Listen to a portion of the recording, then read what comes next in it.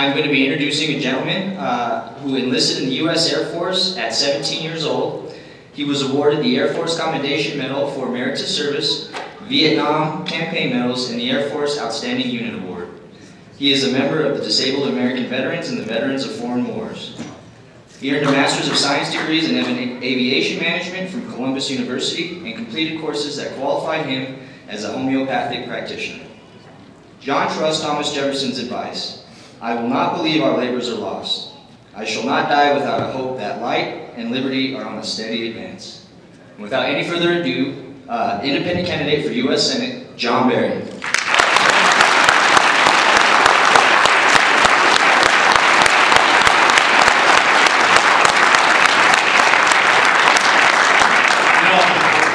It's just an honor and a privilege to be able to be at this event for Governor Johnson. But doesn't that sound good?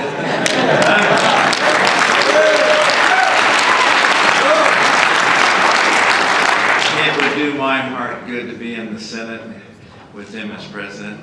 And maybe it wouldn't take till as long to balance that budget as he thinks. I want to tell you a little story.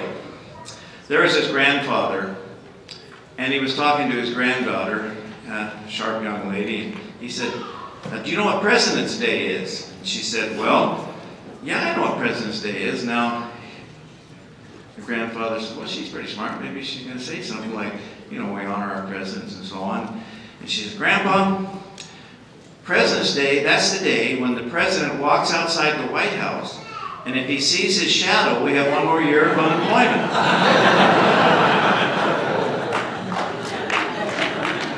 The politicians downplay this unemployment. "Oh, we're only 8.3, and the recovery, well, we created 200,000 jobs at $175,000 each, you know, no problem." The politicians had their chance to balance the budget, and we're trillions of dollars in debt. They had their chance to audit the Federal Reserve to find out where our tax dollars are going. It's not done yet. What's going on? The politicians had their chance to stop fighting unconstitutional wars all over this planet, and we're still bleeding in Afghanistan. We've been there longer than it took to win 2 world wars. The politicians had their chance. We need somebody like Gary to say enough is enough.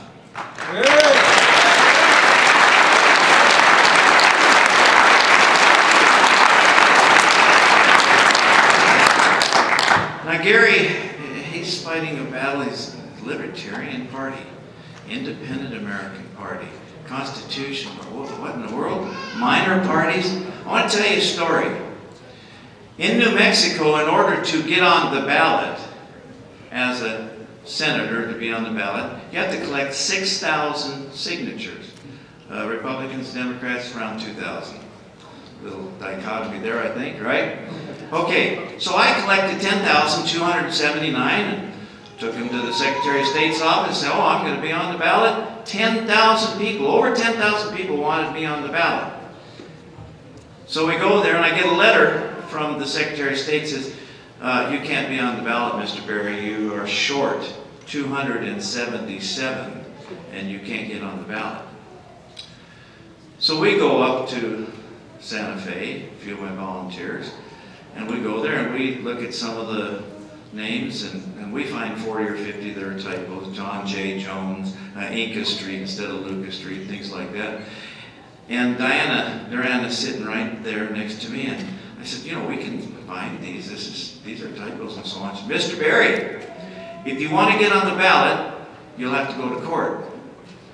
I said, "Well, Diana, we can accomplish this. Mr. Barrie, if you want to be on the ballot, you'll have to go to court." Now, I have a grassroots campaign. I rely on donations from people like you. I didn't have any money to speak of. Now I have to get an attorney and go to court. And you know what? We did, because 10,000 people, 10,000 of you wanted me to be on the ballot. So we went and filed in New Mexico District Court and the Supreme Court of New Mexico. A week later, we went to the front of the Supreme Court and we won. And then they went to district.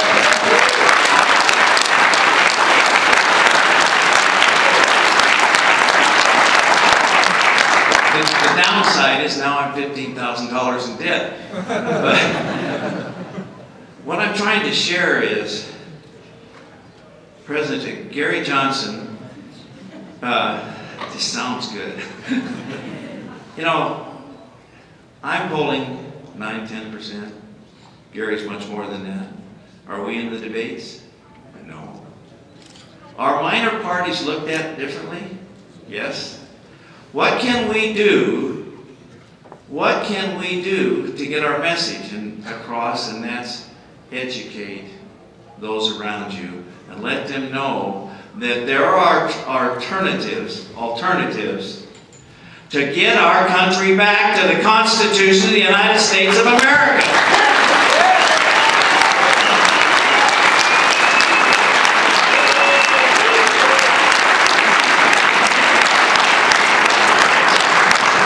I carry one of these with me. I also have one of these with my scriptures because I consider it that valid. We can get our country back by lowering taxes, limited government, doing things that the Constitution says. We need to elect those people that have the integrity to be able to stand up and say enough is enough. Let's lower the taxes. In fact, how about eliminating about 95% of them? We could do that, and the government can function because it'll be the size it's supposed to be. 43%, as Paul said. I worked for the Federal Aviation Administration for almost 12 years. I'm going to share a quick story, and I'll get done here. When I worked there, we had what we call training budget. As an operations inspector, we had to fly different airplanes, and so we had to keep semi-current so we didn't kill ourselves or somebody else, and so we had a training budget. And at the end of every year, there was money left. Oh, if you don't spend that money, we lose it. Well, do we need it? Well, no, but if you don't spend that money, we're going to lose it. That's the attitude of the government. Spend, spend, spend. Oh, and by the way, we're $16 trillion in debt. Tax, tax, tax. Enough's enough. God bless America. Thank you.